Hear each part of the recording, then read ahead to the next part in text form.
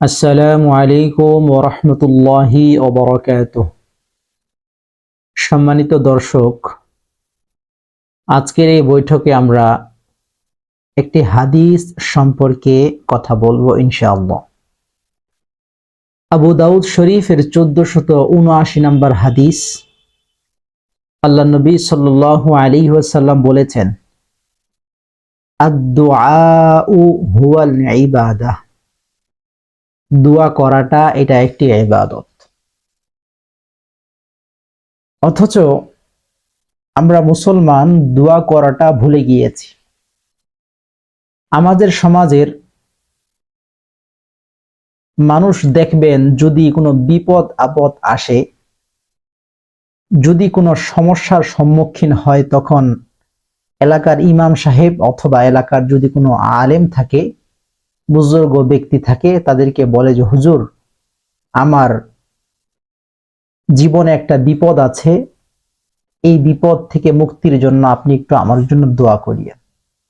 আমি একটু বিপদে আছি, আল্লাহ তাআলা যেন আমাকে এই বিপদ থেকে মুক্তির ব্যবস্থা করে দেয়, এই জন্য আপনি একটু দোয়া করিয়েন। আমার পরিবারে আরেকজন অসুস্থ, তার জন্য একটু দোয়া করিয়েন। আমার ব্যবসায় লাভ হচ্ছে না, ব্যবসায় আমি লাভবান হতে পারছি না, এই জন্য একটু দোয়া করিয়েন। ব্যবসা ভালো যাচ্ছে না। আমি কৃষিকাজ করি, কৃষিকাজে তেমন একটা উন্নতি করতে পারি না, আমার সমস্যার জন্য আল্লাহ তাআলার কাছে দোয়া করিয়েন। আমাদের সমাজের মানুষেরা যদি কোনো সমস্যার সম্মুখীন হয়, নিজে দোয়া না করে এলাকার ইমাম সাহেব অথবা এলাকার যদি কোনো হুজুর থাকে, তার মাধ্যমে দোয়া করায়। অন্যের মাধ্যমে দোয়া করা ভালো, বাকি নিজেও যে দোয়া করতে হয়, দোয়া করাটা যে একটা ইবাদত, এটা আমরা ভুলে গিয়েছি। আল্লাহ নবী সাল্লাল্লাহু আলাইহি ওয়াসাল্লাম বলেছেন, আদ-দুআউ হুয়াল ইবাদাহ। দোয়া করাটা একটা ইবাদত। সুতরাং আমার জীবনে সমস্যা না থাকলেও ইবাদত হিসাবে দোয়া করাটা উচিত। আর আল্লাহ তাআলা এই দোয়া সম্পর্কে বলেছেন, উদউনি আস্তাজিব লাকুম।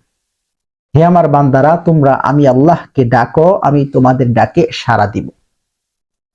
কেউ যদি দোয়া করে, তাহলে দোয়াটা ইবাদত হিসাবে গণ্য হয়। আরেক দিক থেকে আল্লাহ তাআলার সাথে কথোপকথন হয়। কিভাবে? আল্লাহ তাআলা বলেছেন, তোমরা আমাকে ডাকো, আমি তোমাদের ডাকে সাড়া দিব। এই জন্য দোয়া করা উচিত। দোয়া করলে দুইটা ফায়দা। এখন আল্লাহ তাআলা যে বললেন, উদউনি আস্তাজিব লাকুম, তোমরা আমি আল্লাহকে ডাকো, আমি তোমাদের ডাকে সাড়া দিব। এখানে একটা প্রশ্ন আসে যে হুজুর, আমি বিগত 1 বছর ধরে কিংবা 2 বছর ধরে একটা দোয়া আল্লাহ তাআলার কাছেই করি, কোনোদিন তো সাড়া পেলাম না। প্রতিদিন একটা দোয়া করি, কোনোদিন তো আল্লাহ তাআলা আমার ডাকে সাড়া দিল না। এরকম একটা প্রশ্ন আসতে পারে। এই প্রশ্নের জবাব হচ্ছে যে আল্লাহ তাআলা বলেছেন, তোমরা আমাকে ডাকো, আমি তোমাদের ডাকে সাড়া দিব। এখানে আল্লাহ তাআলা বলেননি যে তোমরা আমার কাছে দোয়া করো, আমি তোমাদের দোয়া কবুল করব, এই কথা বলেননি। বরং বলেছেন যে তোমরা আমি আল্লাহকে ডাকো, আমি তোমাদের ডাকে সাড়া দিব। এই বিষয়টাকে আরো ক্লিয়ার করার জন্য, আরো ভালোভাবে বিষয়টা বোঝার সুবিধার্থে আমি আপনাদের সামনে একটা মিসাল পেশ করি। একজন মাদ্রাসার মুহতামিম সাহেবের কাছে মাদ্রাসার ছাত্ররা ছুটির জন্য দরখাস্ত লেখে। লেখার পরে ওই দরখাস্ত মাদ্রাসার মুহতামিম সাহেবের কাছে পেশ করে। মুহতামিম সাহেব সেটাকে গ্রহণ করে।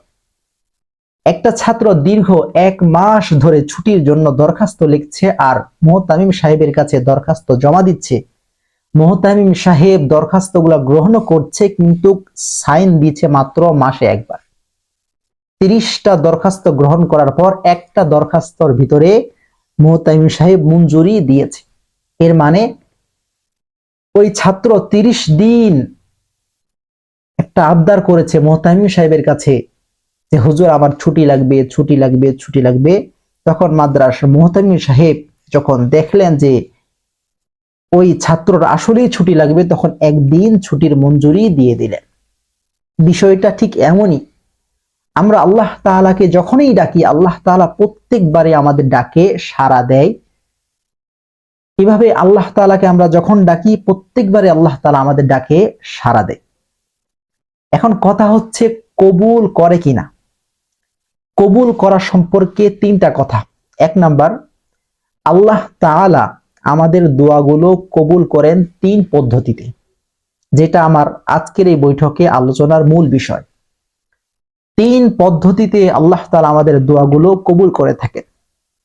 এক নাম্বার, আপনি একটা দোয়া করলেন যে আল্লাহ আমার 1,00,000 টাকার প্রয়োজন, আপনি একটু 1,00,000 টাকার ব্যবস্থা করে দেন। অথবা আল্লাহ আমার অমুক জায়গায় একটা জমির দরকার বাড়ি করার জন্য, ওই জমির ব্যবস্থা আপনি করে দেন। অথবা আল্লাহ আমি একটা বিপদে পড়ে আছি, আপনি আমাকে এই বিপদ থেকে মুক্তির ব্যবস্থা করেন। অথবা আল্লাহ আমি ঋণগ্রস্ত আছি, আপনি আমাকে ঋণ থেকে পরিশোধ করার ব্যবস্থা করেন। এই যে একটা দোয়া আপনি করলেন, এই দোয়াটা হয়তোবা আপনি আজকে করেছেন, কালকেই আল্লাহ তাআলা আপনার দোয়াটা কবুল করে আপনার জীবনের সমস্যার সমাধান দিয়ে দিতে পারে। এক পদ্ধতি, অর্থাৎ মানুষ দোয়া করবে আল্লাহ তাআলা সঙ্গে সঙ্গে কবুল করবে, এক পদ্ধতি। দুই নাম্বার পদ্ধতি, আপনি আল্লাহ তাআলার কাছে দোয়া করলেন, আল্লাহ তাআলা তৎক্ষণাৎ আপনার দোয়া কবুল করবেন না, বরং আল্লাহ তাআলা যখন জানবেন, আল্লাহ তাআলা সবকিছুই জানে যে আপনার এই দোয়াটা 2 বছর পরে কবুল করলে বেশি সুবিধা আপনার জন্য হবে। এখন দোয়াটা কবুল করার থেকে 2 বছর পরে যদি দোয়াটা আল্লাহ তাআলা কবুল করে, তখন আপনার জন্য বেশি উপকার হবে। তখন আল্লাহ তাআলা দোয়াটা একটু দেরিতে কবুল করে থাকেন। তাহলে আমরা যখন দোয়া করি, দোয়াটা তৎক্ষণাৎ কবুল হতে পারে, এক পদ্ধতি। দুই নাম্বার পদ্ধতি, আল্লাহ তাআলা একটু দেরিতে দোয়াটা কবুল করতে পারে, 2 নাম্বার। 3 নাম্বার পদ্ধতি, আপনি আল্লাহ তাআলার কাছে দোয়া করলেন, আল্লাহ তাআলা এই দোয়া আপনার দুনিয়ায় এর প্রতিদান আল্লাহ তাআলা আপনাকে দিবে না, বরং এর প্রতিদান আল্লাহ তাআলা আপনাকে মৃত্যুর পরে আখিরাতের জীবনে দান করবে। আখিরাতের জীবনে অনেক মানুষ তাদের মর্যাদা বৃদ্ধি পাবে, অনেক মানুষের মর্যাদা বৃদ্ধি পাবে, জান্নাতে তাদের মাকাম বেড়ে যাবে। তখন ওই মানুষ আল্লাহ তাআলাকে জিজ্ঞাসা করবে, ওগো আল্লাহ, দুনিয়াতে তো আমি তেমন ভালো কাজ করিনি, আমি তো এত মর্যাদার অধিকারী হওয়ার যোগ্য নই, তো আমার মর্যাদা এত বৃদ্ধি পাচ্ছে কেন, জান্নাতে আমার মর্তবা এত বৃদ্ধি পাচ্ছে কেন, তার কারণ কি? আল্লাহ তাআলা তখন বলবে, হে আমার বান্দা, দুনিয়াতে তুমি আমি আল্লাহর কাছে প্রত্যেকবার দোয়া করেছো, তোমার জীবনের যত সমস্যা হয়েছে প্রত্যেক সমস্যার জন্য আমার কাছে দোয়া করেছো। আমি আল্লাহ তাআলা তোমার ওই দোয়াগুলোকে দুনিয়াতে কবুল করিনি, বরং স্টক করে রেখে দিয়েছি, ওই প্রত্যেকটি দোয়ার প্রতিদান আমি আল্লাহ তোমাকে এখন দিয়ে দিলাম। বলি সুবহানাল্লাহ। সম্মানিত দর্শক, তাহলে আল্লাহ তাআলার কাছে যখন আমরা দোয়া করি, দোয়াটা বৃথা যায় না। কেন? আপনি যখন দোয়া করবেন, এই দোয়াটা ইবাদত হিসাবে গণ্য হওয়ার কারণে আপনার সওয়াব লেখা হবে। 2 নাম্বার, আপনি যখন দোয়া করবেন তখন আল্লাহ তাআলার সাথে আপনার কথোপকথন হবে। 3 নাম্বার, আপনি যখন দোয়া করবেন দোয়াটা তৎক্ষণাৎ কবুল হতে পারে অথবা দেরিতে হতে পারে।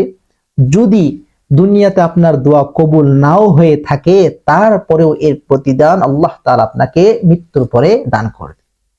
তাহলে দোয়া করার মাঝে কোনো ধরনের বিফলতা নেই, ব্যর্থতা নেই। অর্থাৎ আপনি দোয়া করলে এই দোয়াটা আপনার কাজে আসবেই আসবে, চাই সেটা দুনিয়াতে হোক কিংবা আখিরাতে হোক।